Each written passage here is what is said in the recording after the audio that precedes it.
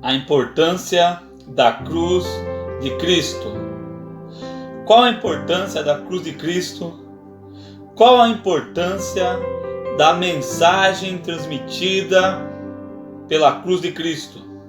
Há cerca de 2000 anos atrás, Deus enviou seu Filho ao mundo para salvar a raça humana da condenação eterna. Os objetivos de Deus era e é salvar o homem do pecado, livrá-lo da condenação eterna, preparar o ser humano aqui na terra para o dia do juízo. Cada passo, cada golpe, cada pancada, cada humilhação vivida por Cristo, cada dor, cada espinho no madeiro, foi para salvar a vida do ser humano da condenação eterna.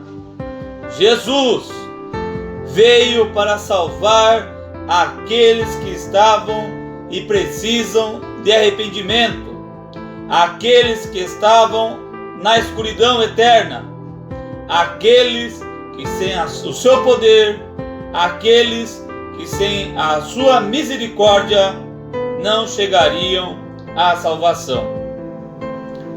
Glória a Deus, seja muito bem-vindo a mais um culto da Igreja Central de Iguape. Me chamo Camilo e nós estamos começando mais um culto online. Antes de mais nada, eu quero pedir que você divulgue o canal da Igreja Central de Iguape, nos acompanhe pela página no Facebook, pelo site da Igreja Central e também aqui pelo canal do YouTube Igreja Central de Iguape. Mensagens nos dias de culto, na quarta-feira, aos sábados, aos domingos, a escola bíblica dominical pela manhã e aos domingos às 18 horas, o culto de adoração ao nosso Deus, o Deus de Abraão, Isaac e Jacó, o Deus de Israel, o Deus a qual nós servimos. Igreja do Senhor, é com muita alegria que nós começamos esse culto de adoração ao Senhor para aprendermos muito mais da sua palavra. A palavra do Senhor nos diz que nós devemos prosseguir em conhecer ao Senhor. Amém? A palavra que o Senhor tem para nós é essa, que foi falada no começo. A importância da cruz de Cristo. Muitos de nós, a era moderna, os nossos dias, eles procuram justificar o homem através das suas atitudes. Muitos acreditam que serão salvos apenas por estarem na igreja. Outros acreditam que são tão puros a ponto de não poder nem ser corrigidos por Deus. Há quem pense que a justificação vem dele mesmo.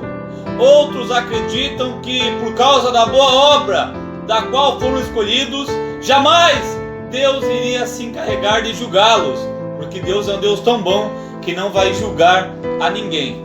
É o que Deus vai tratar conosco hoje, é o ensinamento que o Senhor tem para nós.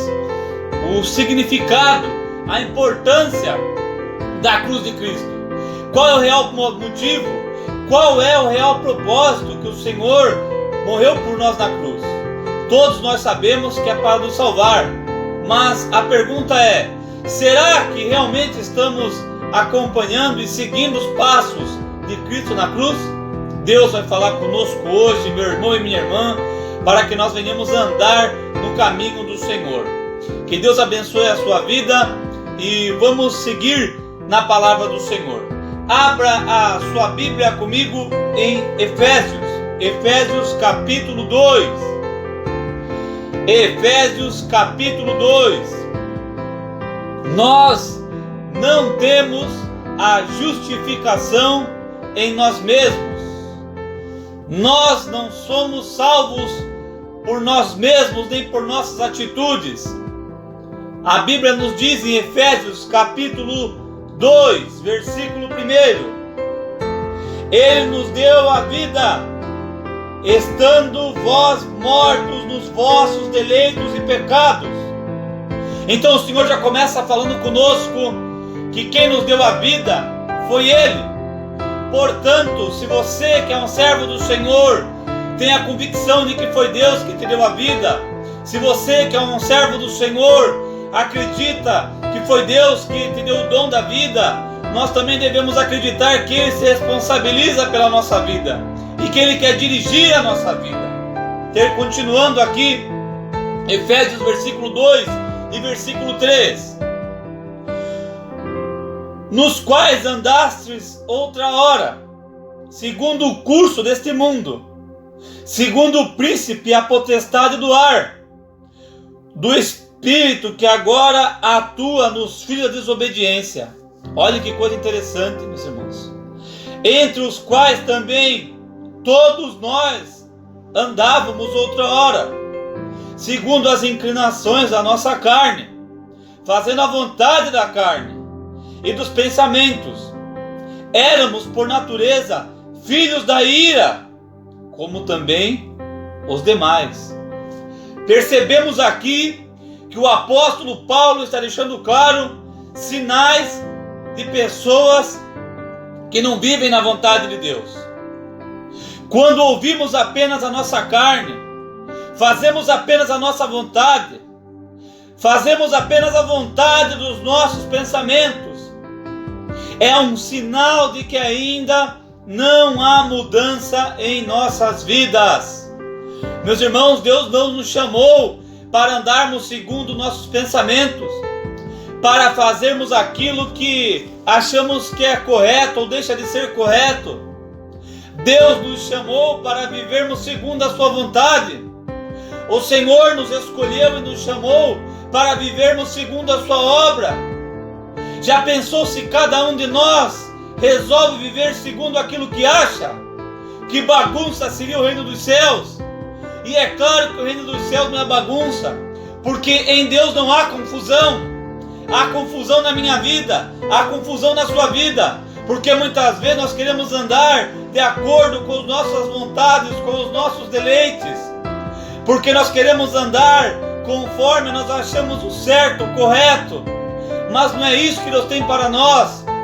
Deus tem para nós a vida eterna, a obediência, e é isso que o Senhor vai tratar conosco agora, e no capítulo 2 de Efésios, versículo 8 e 9, diz assim: como que nós somos salvos? Porque ainda há pessoas que creiam que as suas atitudes as salvam. Ainda há pessoas que acreditam que por o que fazem ou deixam de fazer, que é por esse motivo que elas serão salvas. E não é isso que a palavra do Senhor nos registra. Não é isso que a palavra do Senhor nos mostra. Efésios capítulo 2, versículo 8. Porque pela graça sois salvos, mediante a fé. E isto não vem de vós, é dom de Deus, não de obras, para que ninguém se glorie. Aleluias!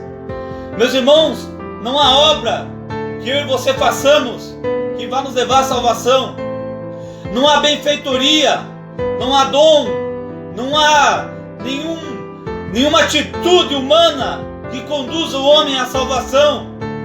É um dom de Deus, para que ninguém se glorie. Satanás, por esses dias, quer glorificar a muitas pessoas por conta própria. Satanás quer me enganar, quer enganar você, e está enganando a muitos em nossos dias, com uma conversa de autojustificação, com uma conversa de boas atitudes, com uma conversa de que eu não estou fazendo nada errado. Isso é uma mentira do inferno. Estamos confiando em nossas obras. Não há reconhecimento do homem, é tudo obra de Deus. Por isso, perdemos a direção de Deus, por acharmos que nós operamos, por acharmos que Deus realmente precisa de nós, que Deus precisa do eu para operar e agir em sua casa. Aleluias! Deus não precisa de seres humanos não arrependidos. Deus precisa de servos obedientes. Olha o versículo 9, meus irmãos. nem de obras, para que ninguém se glorie. O diabo, ele quer glorificar pessoas. Deus, ele não quer glorificar pessoas. Deus, ele não quer o reconhecimento de pessoas. Um sinal, o maior sinal que nós temos é Jesus Cristo, o maior servo, humilde, o que veio para servir, passou por humilhações que nem eu e você passamos, e talvez, bem provável, não vamos passar.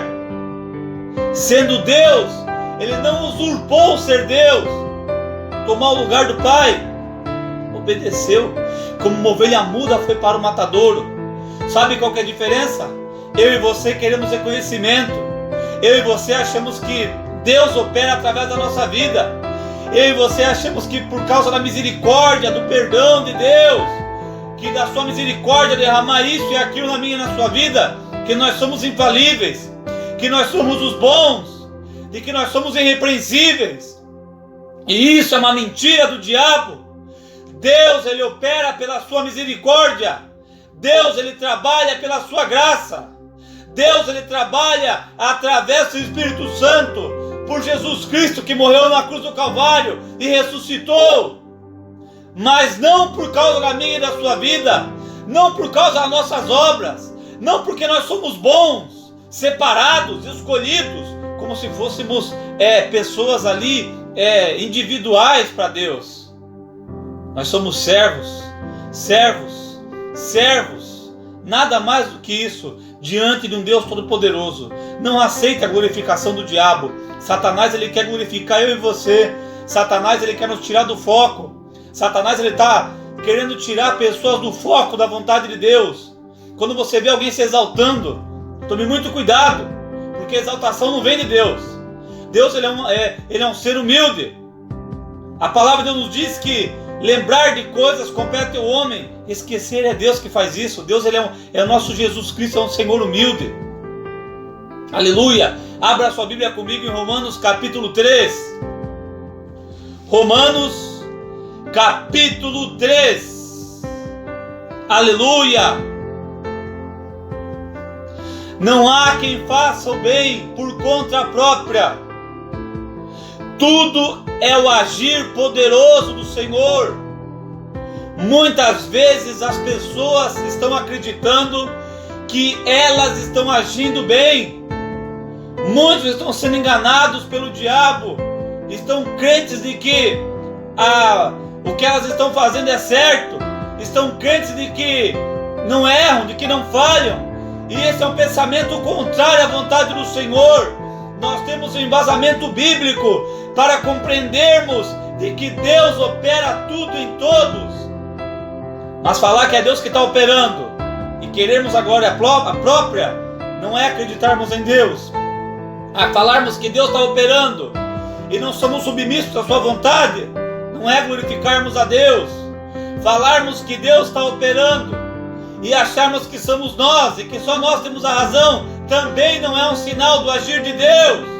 Romanos capítulo 3, o versículo 10. Como está escrito: não há um justo sequer. Aleluia! Essa é para mim e para você, que achamos que estamos corretos, que achamos que estamos justos, que colocamos na nossa cabeça, o diabo colocou na nossa cabeça, de que não podemos ser repreendidos porque nós estamos corretos. Não há um justo, mas Satanás está justificando a muitos. Não é Deus, é o diabo, é Satanás e seus demônios que quer colocar pessoas justificadas a ponto de não serem repreendidas. Pessoas que acreditam que não têm falhas, acreditam que não podem ser corrigidas, acreditam que o seu comportamento é irrepreensível. Essa autojustificação não vem de Deus, ela vem do inferno, porque o servo justificado, ele é humilde.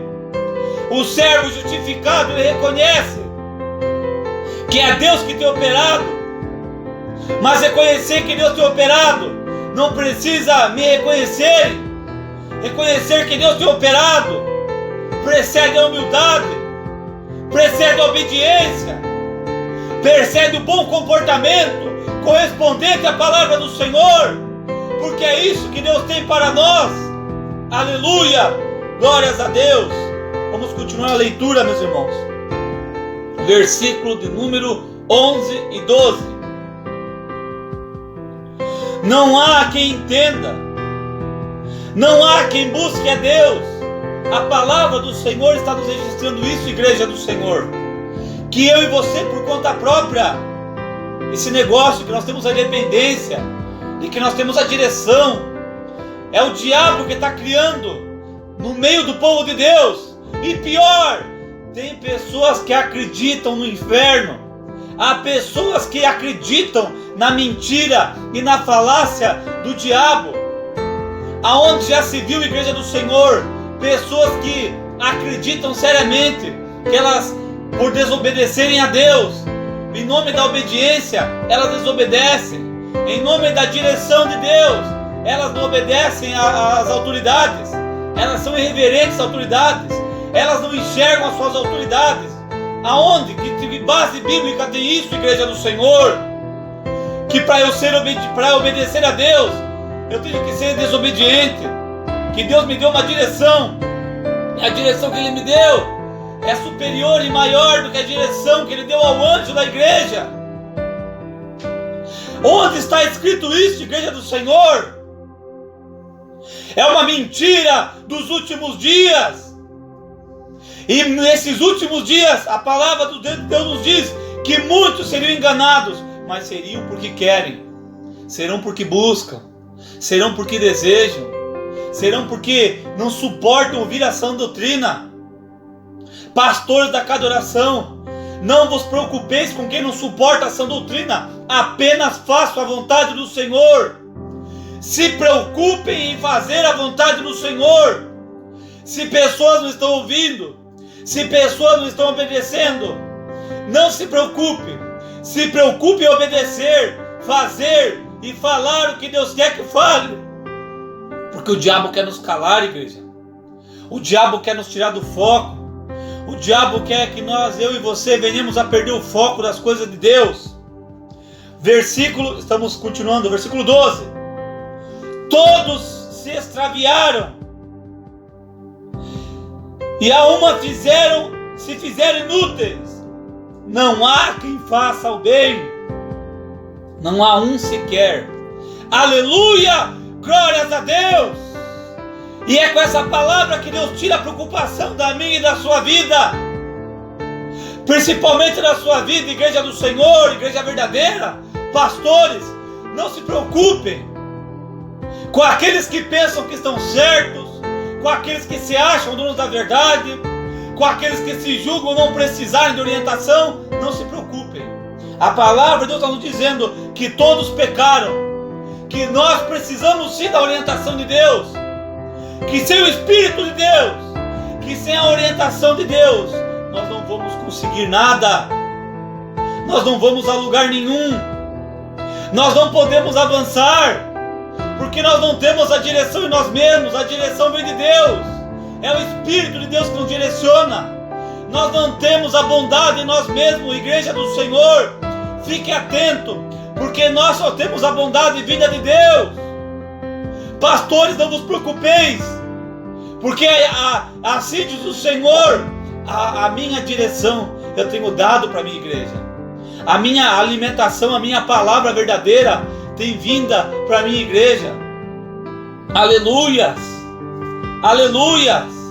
Se achamos que estamos certos, negamos a eficácia da cruz. Se nós achamos que estamos corretos sem desobediência, se nós achamos que estamos corretos desobedecendo, faltando com respeito, meus irmãos, para nós a cruz de Cristo não está fazendo efeito. E o diabo não está nos pegando, já nos pegou. E Deus, Cristo, quer nos dar um alerta, quer nos livrar dessa dura verdade, que é a autojustificação, que é a autonomia maligna, diabólica, vinda do inferno.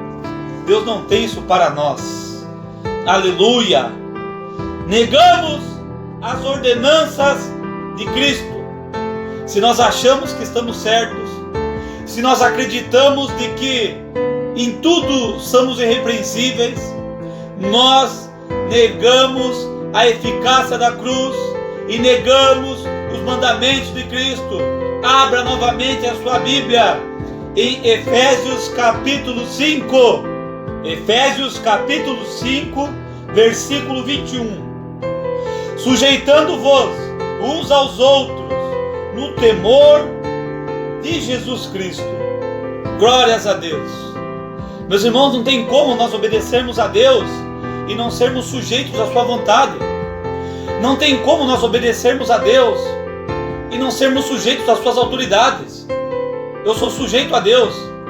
Eu tenho uma fé tremenda, só que eu não obedeço à autoridade. Eu não sou sujeito à autoridade. Eu tenho uma intimidade muito grande com Deus, mas eu não me sujeito a ninguém. Sujeição é um sinal de obediência à vontade de Deus.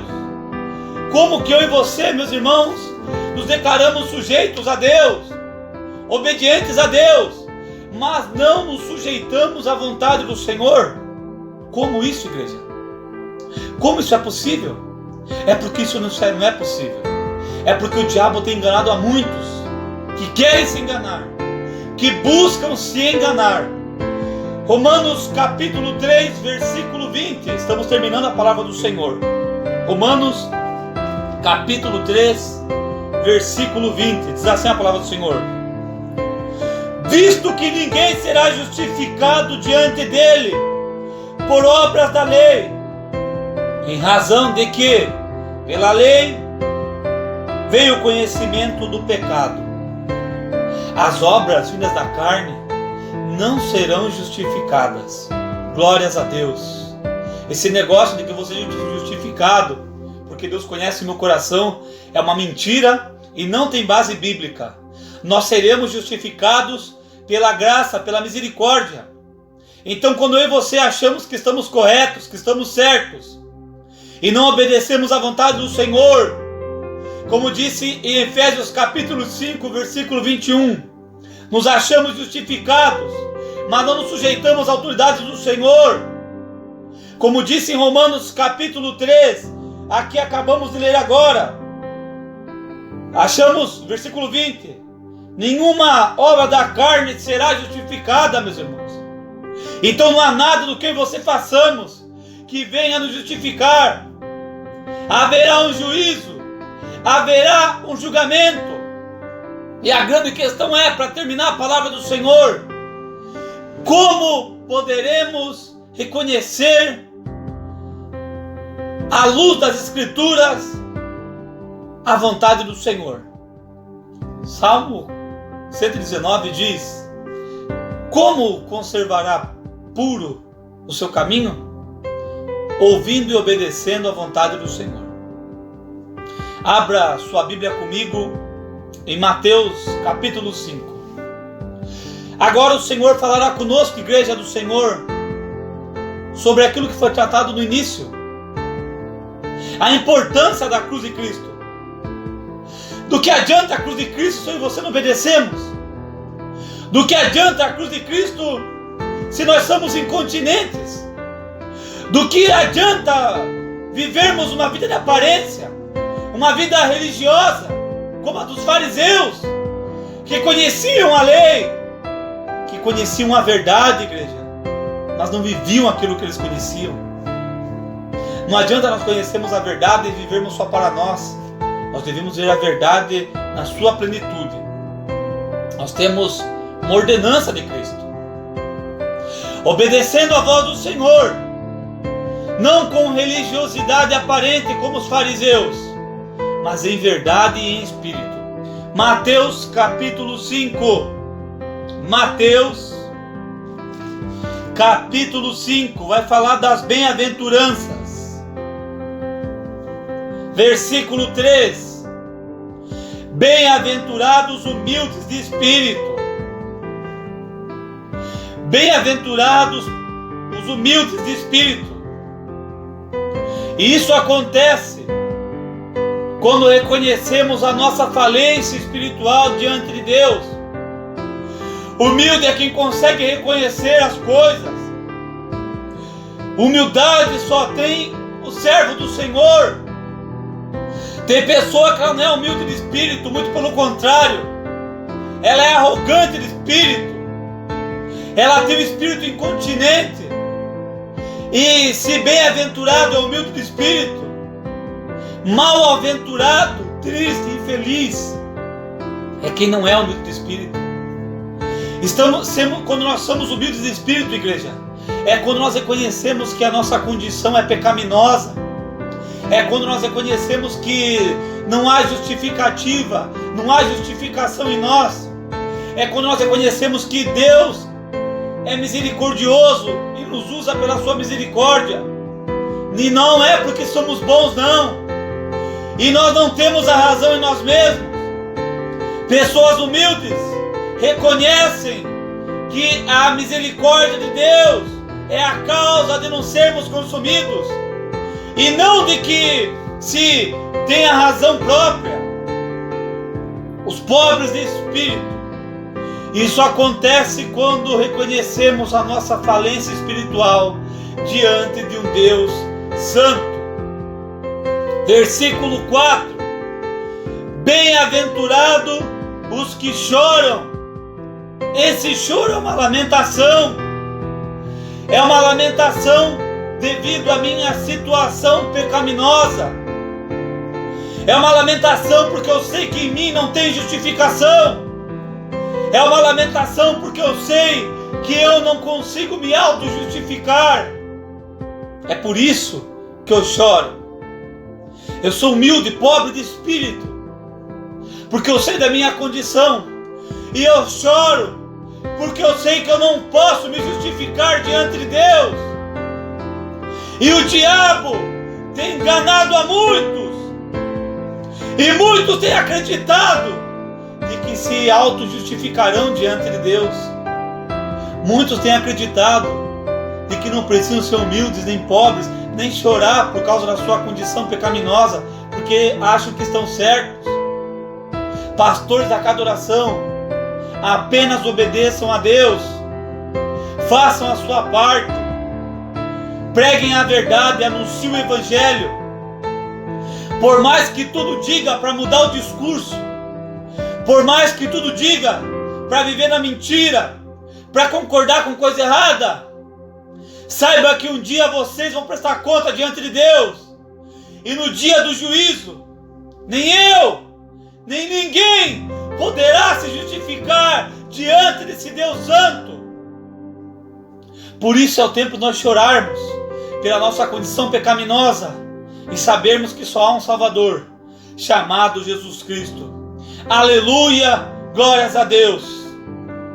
Minha situação pecaminosa, por reconhecer que a minha vida, por reconhecer que a minha conduta ofende a santidade de Deus.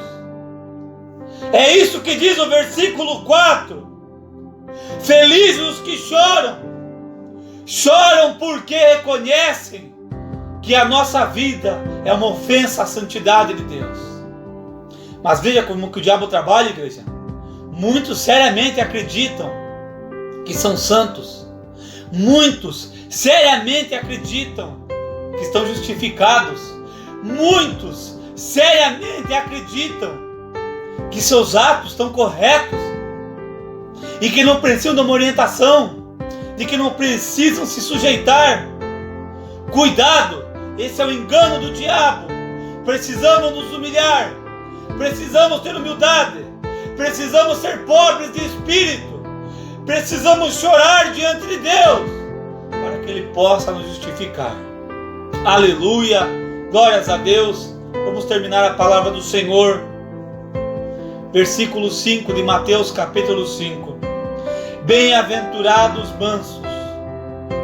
Manso é aquela pessoa que foi pobre de espírito. Manso é aquela pessoa que chora porque ela sabe que a sua situação pecaminosa vai colocar ela diante do juízo de Deus. Manso é aquela pessoa que depois de se ver humilde, pobre de espírito e chorar, ela resolve obedecer o senhorio de Cristo. Ela resolve obedecer às ordens de Cristo. Manso é aquela pessoa que se submete à vontade de Deus, que concorda com as ordenanças do Senhor. Manso é a pessoa que se submete às suas autoridades. Manso é aquela pessoa que se submete aos pastores, que se submete às suas lideranças. Para mim, eu tenho Deus no meu coração, Deus está na minha vida, glória a Deus. Só que eu não me submeto à minha liderança. Eu não submeto ao meu líder do diaconato. Eu não submeto ao líder das mulheres. Eu não submeto aos pastores. Eu tenho uma direção tão grande na minha vida, que Deus está na minha vida. Então, quer dizer, eu não sou manso, não tenho humildade, não choro, eu não sou pobre de espírito, porque eu não reconheço essas coisas. Deus está nos ensinando que esses são ensinamentos vindo da parte de Deus, e que nós precisamos estar assim para nos encontrarmos com Ele no dia do juízo. Amém? Que Deus esteja nos abrindo nossos olhos, abrindo nossa visão. Se submeter às autoridades é fazer a vontade de Deus. Aleluia, glórias a Deus. Que Deus possa estar nos abençoando e que esse ensinamento venha de encontro aos nossos corações. Amém? Curve sua cabeça, feche seus olhos e vamos orar. Pai, em nome de Jesus, nesse momento buscamos a Tua presença em oração, meu Deus. Senhor, reconhecemos que sem Ti não somos nada. Reconhecemos, Pai, que as nossas atitudes não vão nos salvar. Reconhecemos, meu Deus, que precisamos do Senhor para agir e operar em nossas vidas. Meu Pai, reconhecemos que não temos a justificação em nós mesmos, que é o Senhor que opera em nós. Reconhecemos, meu Deus, que precisamos de humildade, que precisamos de mansidão, que precisamos do Senhor para nos fortalecer, que precisamos do Senhor para nos ajudar, que precisamos do Senhor para operar em nossas vidas. Meu Deus, repreende a soberba na Tua igreja, repreende a falta de humildade, repreende a falta de obediência, e que nós possamos ser pessoas humildes. Pai, alcança a Tua casa, Senhor, alcança a Tua igreja, meu Deus, alcança a liderança da Tua casa, fortalece, Senhor, o Teu povo, fortalece, Senhor, as nossas vidas, porque carecemos e precisamos de Ti. Nos ajuda, meu Deus, nos ajuda, meu Pai, e nos direciona, Senhor, em nome de Jesus, é o que Te pedimos e Te agradecemos. Amém e graças a Deus. Que Deus possa estar te abençoando, que Deus possa estar fortalecendo a sua vida. Até uma próxima, se Deus quiser, e que toda a honra, toda a glória, todo louvor sejam dadas somente a Jesus. Amém e graças a Deus.